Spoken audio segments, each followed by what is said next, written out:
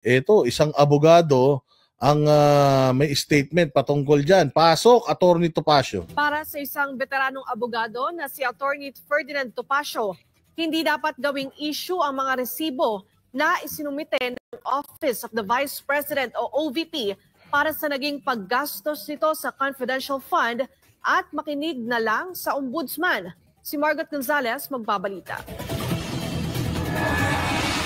Sinapalpan ng veteranong abogado na si Attorney Ferdinand Topacio ang mga kongresista na ginagawang malaking issue ang mga natanggap na resibo mula sa Office of the Vice President o OVP para sa nagastos nito sa confidential fund. Ilan kasi sa malaking issue sa Kamara ay ang mga pangalang nakalagay sa resibo tulad ng Mary Grace Piatos na ayon sa Philippine Statistics Authority ay wala itong record ng kapanganakan. Ayon kay Topacio, bakit ito ginagawang issue ngayon ng confidential funds gayong matagal nang may ganitong uri ng alam. Nyo, Mary Grace Piatos kayo ng Mary Grace Piatos. Si Bongbong Marcos, bilyon-bilyon ng confidential funds. Tanginan nyo. Hindi ninyo kalkalin. Okasyon sa pondo ng gobyerno. Banat pa nito. Natural lamang na hindi mo ibibigay ang mga tunay na pangalan ng iyong informante sa mga resibo dahil ito nga ay confidential o hindi dapat ipaalam sa publiko. Those could be aliases. Galing po ako sa gobyerno. Ang mayor po, I spent 6 years in the office of the mayor of Manila. May confidential funds yan. Alias yan eh. Galing ako sa DILG, definitely may confidential funds yan. Ibibigay mo ba yung pangalan ng informante, may tunay na informant? Alam niyo yung tradition ng confidential funds, hindi lang po yan ngayon, ang tagal na yan, panahon pa ni Magsaysay. Meron na yung confidential. O tap, imbestigahan natin si Magsaysay. Panahon pa rin ni Magsaysay, meron na siyang confidential funds. Animal kayo?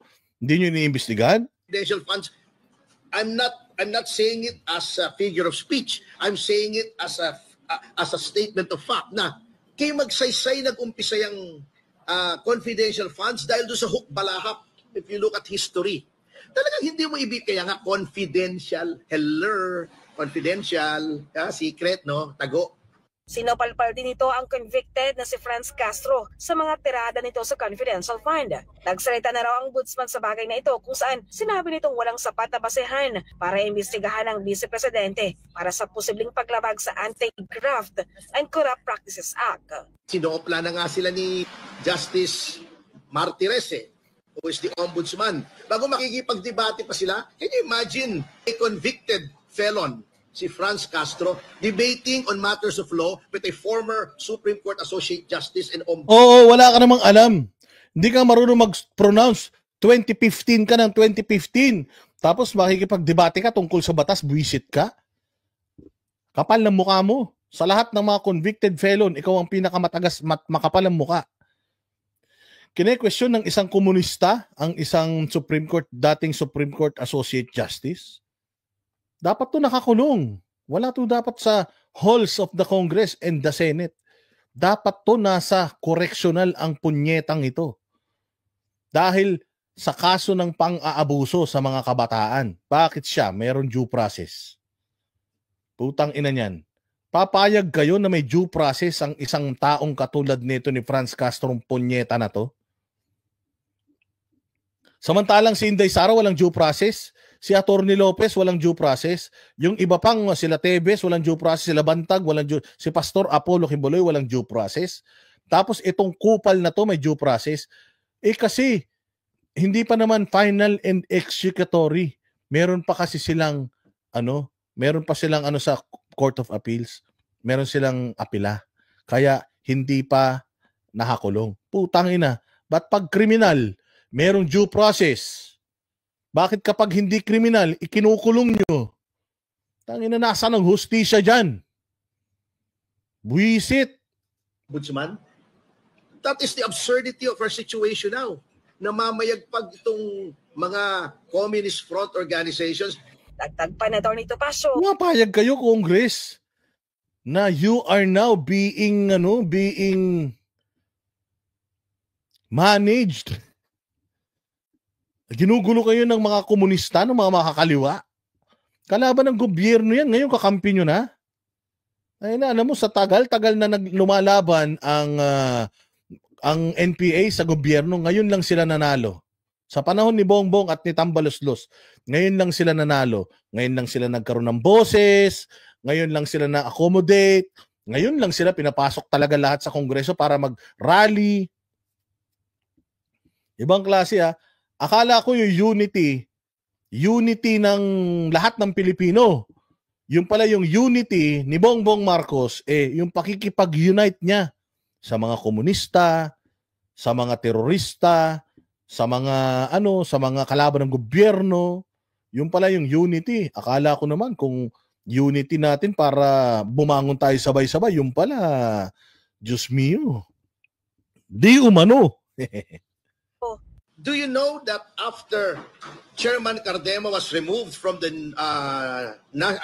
National Youth Commission, the Kabataan Party List entered into a MOA with the National Youth Commission. Nakapasok na naman yung mga dubious organizations linked to the communist insurgency. Kaya hindi ko maintindihan itong gobyernong ito eh. Just so they can have a broad alliance against the Dutertes, they are willing to ride the dragon's tail. Yun ang pinakamasaklap. Just for them to fight the Dutertes. Pumayag na sila na maging ganito. Pumayag na sila na kumbaga binenta nila yung kanilang kaluluwa demonyo in order for them to do this sa mga Duterte. Sobrang nito. Cheap shot talaga nito. Desperate moves. And ally themselves with these dangerous institutions and Para sa Diyos, ayun, so nakakalungkot mga bossing dahil ayun na nga, mabuti na lang din nandiyan sila Topacio na mga galing sa batas na nagpapaliwanag sa atin ng mga bagay-bagay. Yan ang Banateros, walang inuurungan. Pag tama palakpakan, pag mali ay babanatan. Yan ang Banateros, boses ng ordinaryong Pilipino. Banateros ay walang makakaawan. Walang inuurungan, Banateros ay tinutulungan. Mga ordinaryong Pilipino, bawat mali tinututukan. Handang ituwid mga baliko, kasagutan sa tanong matino. Banateros ay hindi hihinto, sa tungkulin di mabibigo. Yan ang Banateros, walang inuurungan. Pag tama palakpakan, pag mali ay babanatan. Yan ang Banateros, boses ng ordinaryong Pilipino. Banateros ay walang makakaawan. Yan ang Banateros, walang inuurungan. Pag tama palakpakan, pag mali ay babanatan. Yan ang Banateros, boses ng ordinaryong Pilipino. Banateros ay walang makakaawan. Positibo ang usapan, negatibo babanatan. Handang gawin mga